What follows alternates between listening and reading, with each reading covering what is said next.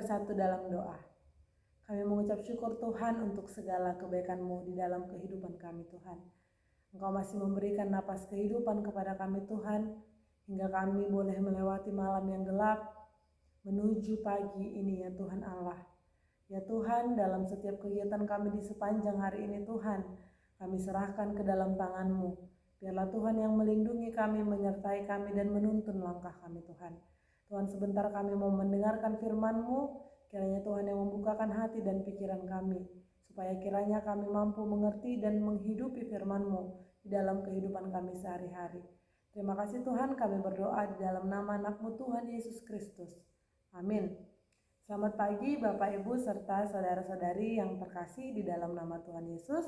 Firman Tuhan bagi kita hari Kamis tanggal 30 Maret 2023 diambil dari Galatia 6 ayat yang ke-7. Unang hamulilu dang olo debatalean ai iyai disabur halak ido gotilonna. Dalam bahasa Indonesia dikatakan jangan sesat. Allah tidak membiarkan dirinya dipermainkan, karena apa yang ditabur orang itu juga yang akan dituainya. Bapak Ibu serta saudara-saudari yang terkasih di dalam nama Tuhan Yesus, kesatuan merupakan satu hal yang paling didambakan di dalam suatu organisasi. Kesatuan merupakan suatu yang sangat dirindukan untuk terjadi di dalam sebuah persekutuan, termasuk di tengah-tengah persekutuan kekristenan, di tengah-tengah jemaat Kristen pengikut Kristus. Hal itulah kira-kira yang sedang dicoba untuk dijelaskan oleh Paulus melalui suratnya ke tengah-tengah jemaat Galatia.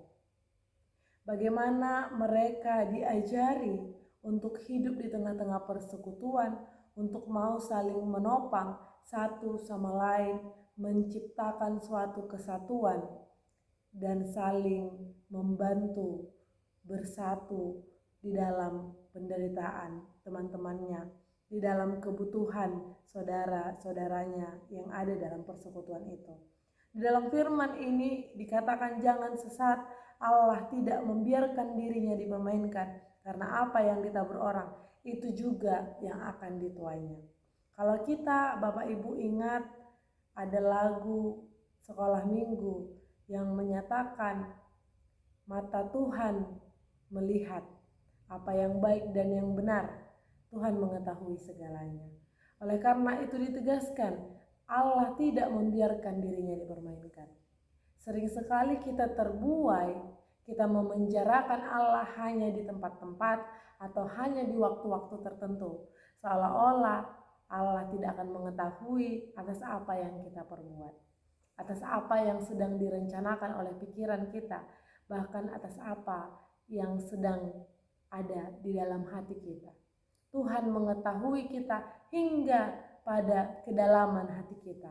Oleh karena itu diingatkan, sekalipun kita mengaku sebagai pengikut Kristus, namun ternyata hanya di batas hati, hanya di batas omongan saja, padahal hati kita tidak menyatakan yang demikian, perbuatan kita tidak melakukan yang demikian, artinya kita sedang berbohong. Kita sedang membohongi diri kita sendiri, juga sedang membohongi orang lain, serta kita membohongi Tuhan. Namun Tuhan mengetahui itu semua.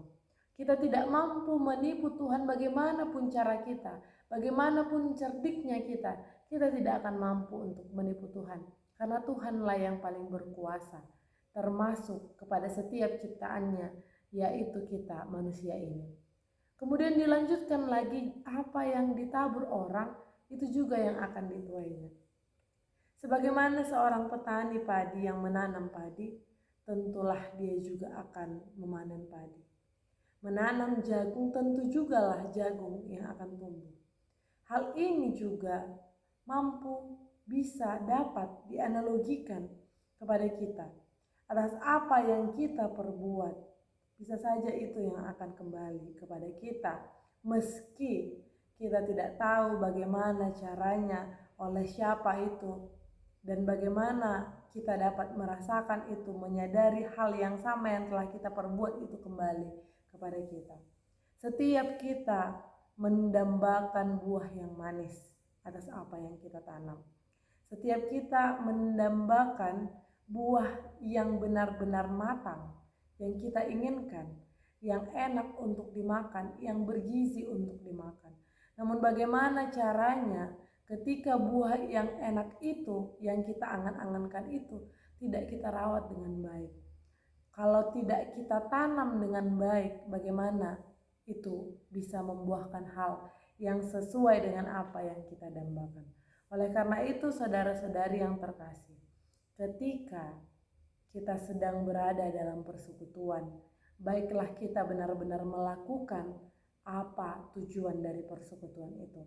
Baiklah kita benar-benar melakukan tanggung jawab kita sebagai anggota dalam persekutuan itu untuk mengasihi satu sama lain demi terwujudnya tujuan dari suatu persekutuan itu. Kehidupan orang kita Kristen sangat menekankan adanya kasih di antara sesama kita. Dengan musuh pun kita disuruh mengasihi, kita diminta untuk mengasihi. Apalagi bersama teman-teman kita satu persekutuan, kita harus lebih membangun kasih di antara sesama kita, supaya kesatuan itu benar-benar terwujud di dalam kehidupan kita.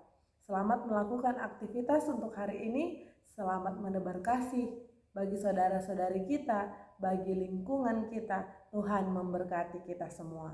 Amin.